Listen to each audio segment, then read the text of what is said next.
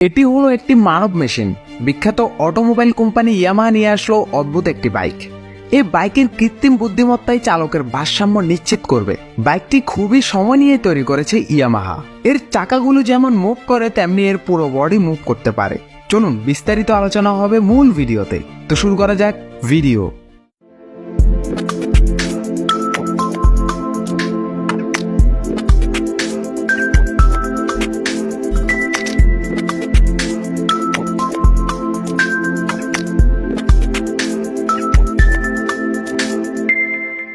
আসসালামু আলাইকুম, সবাই কেমন আছেন? আশা করি সবাই ভালো আছেন। নতুন ভিডিওতে সবাইকে স্বাগত।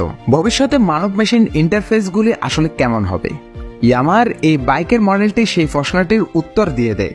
বুদ্ধিমান প্রযুক্তির সাথে গতিশীলতাকে মিশ্রিত করে ইয়ামাহা এই বাইকটি তৈরি করেছে। ইয়ামাহা মোটর অনুমান করেছিল যে রাইডার এবং মেশিনের মধ্যে একটি ঘনিষ্ঠ সম্পর্ক তৈরি করবে, যেখানে তারা বাইকারের সাথে সাথে বাইককেও সুরক্ষিত রাখবে। এবং 2017 সালে মোটররাইড উন্মোচন করার পর থেকে কোম্পানি তার গবেষণা এবং উন্নয়ন অব্যাহত রেখেছে। এই ধারণার উপর ভিত্তি করে প্রযুক্তি, ডিজাইন এবং আরো অনেক কিছু। মোটররাইড নামের এই বাইকটি মূলত পরীক্ষামূলকভাবে তৈরি করা হয়েছিল। তবে ইয়ামাহা কোম্পানি এর দ্বিতীয় ভার্সন হিসেবে 2024-এ মোটররাইড 2 নিয়ে আসলো।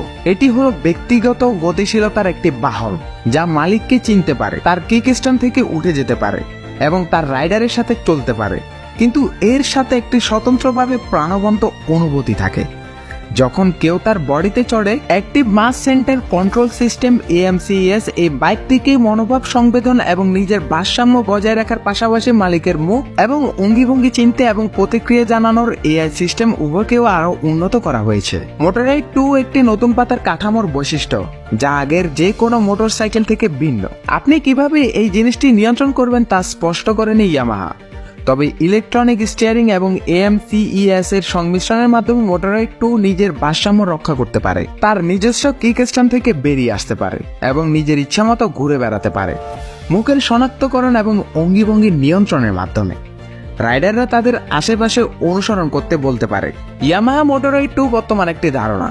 এটা একটি আন্তর্দৃষ্টি হিসাবে কাজ করছে বৈদ্যুতিক মোটরসাইকেলের প্রতিশ্রুতিশীল ভবিষ্যতের মধ্যে। মোটররাইড 2 এর দাম কি হবে তা নিয়েও অনুমান করা যায়নি। তবে দর্শকরাও এমন কিছু বলেছিলেন যেটা শুনলে মনে হয় যদি তাদের বলা হয় এটির দাম কয়েক হাজার ডলার, তাও তারা এটি কিনে নিতে চান। এবং দর্শকরাও বলেছিলেন আমাদের কাছে এখনো লাইসেন্স নেই, তবে আমাদের অবশ্যই এরকম কিছু রাইড করতে চাই। তবে বলা যায় খুব শীঘ্রই হয়তো এই বাইকটি মানুষের জীবনযাত্রার সাথে যুক্ত হয়ে যাবে। এর থেকে উন্নত কিছু বাইক আসবে এই পৃথিবীতে, যেগুলোর জানান দিব আমরা। তাই ভিডিওগুলি ভালো লাগলে এখনই সাবস্ক্রাইব করে ফেলুন আমাদের ইউটিউব চ্যানেলটি এবং বেল বাটনটি বাজিয়ে দিন। এবং টিকটকে দেখে থাকলে এখনই ফলো করে ফেলুন আমাদের অ্যাকাউন্টটি। আল্লাহ হাফেজ।